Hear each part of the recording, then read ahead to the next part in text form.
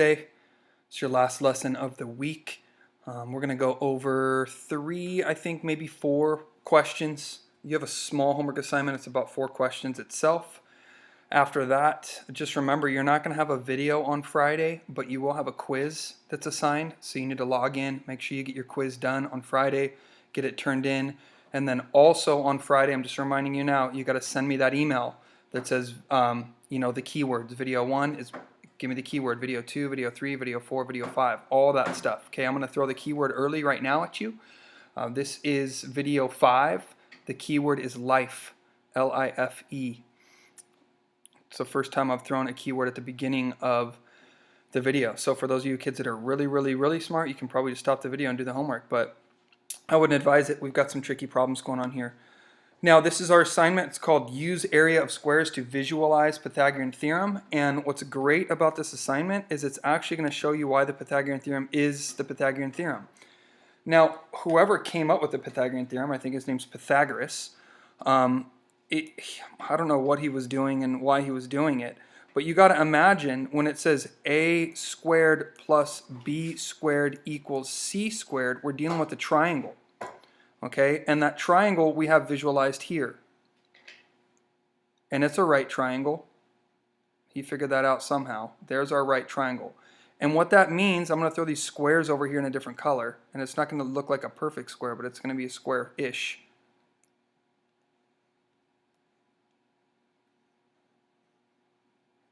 Is what he's saying is that the area of this square plus, okay, so I could just say like the area,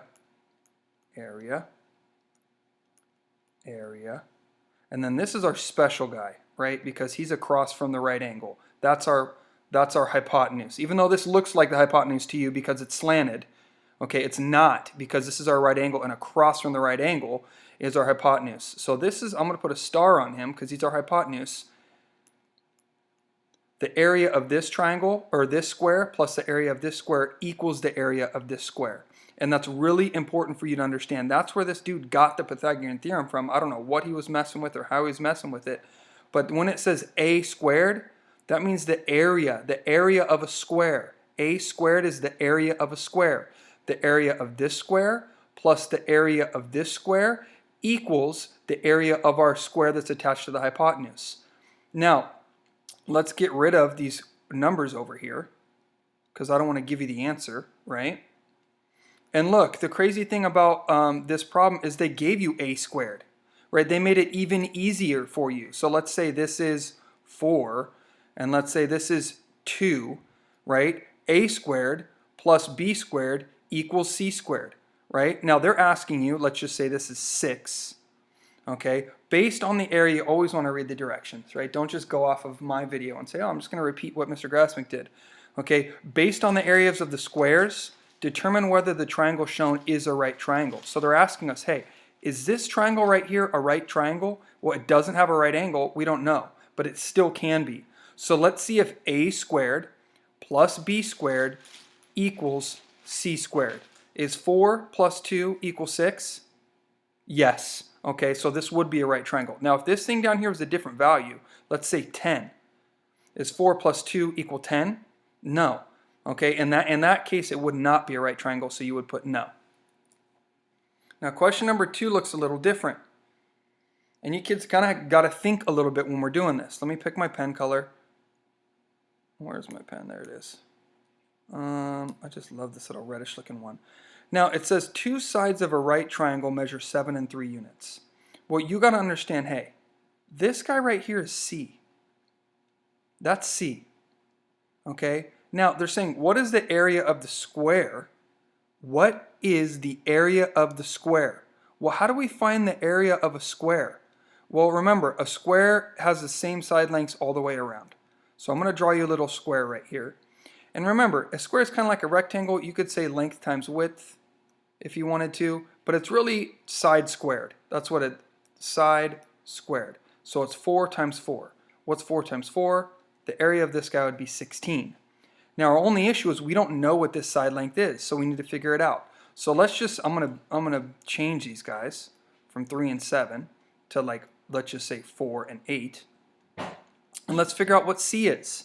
Let's go ahead and figure out what C is. Well, we've done this all week. A squared plus B squared equals C squared. So 4 squared plus 8 squared equals C squared. Okay? 4 squared is 16 plus 64 equals C squared. What's 16 plus 64? I think it's 80. 80 equals C squared. Now, you could understand that, hey, our answer right there is 80. It is. But if you wanted to take it further and find C and know why it's 80, let me show you why it's 80. Let's finish this guy up. Take the square root, cancel, and C is the square root of 80.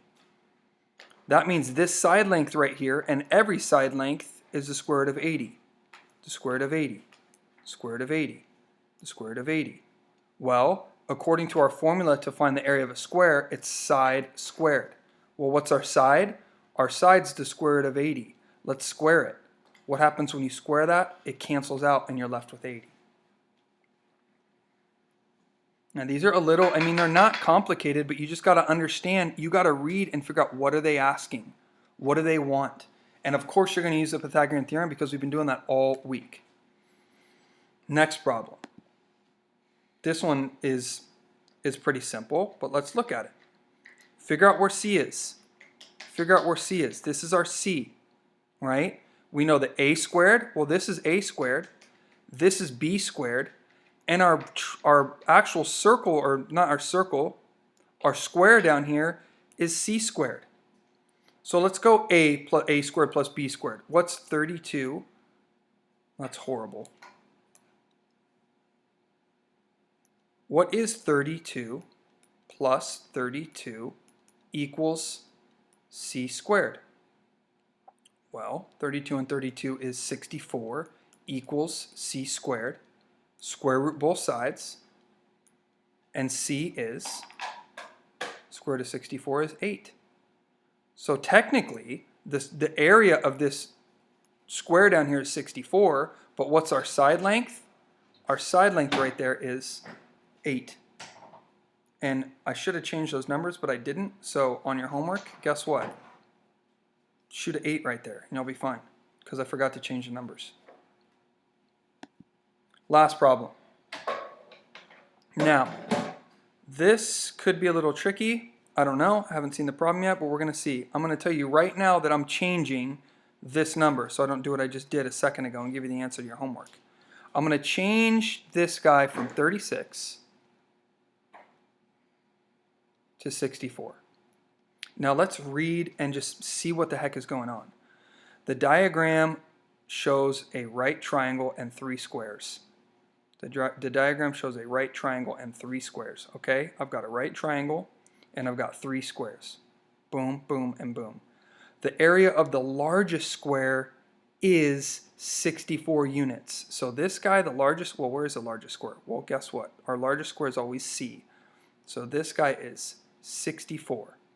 Okay, well, if we want to figure out what this side length is, take the square root of 64. 64. Plug it in right there, and we would get 8. Now, what are they asking us?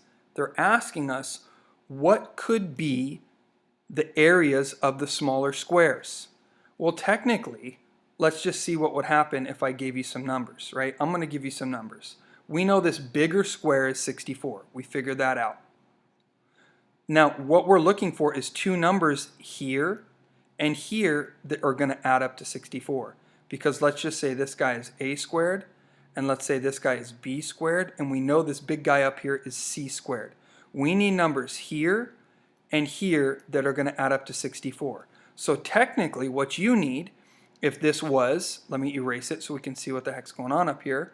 If this is 36, guess what numbers you're going to look to down here? You're going to look and try and find some numbers that add up to what? That add up to 36. So does this add up to 36? Does this add up to 36? Does this add up to 36? There could be more than one answer. Okay, and remember, I know that I show you a lot of examples that are very similar to the homework. If you watch my videos, the homework should be automatic. Okay, but tomorrow, what happens on Friday? You have a quiz. Okay, I don't know what those questions look like. I haven't taken the quiz, okay, but I know it's going to be exactly like the homework.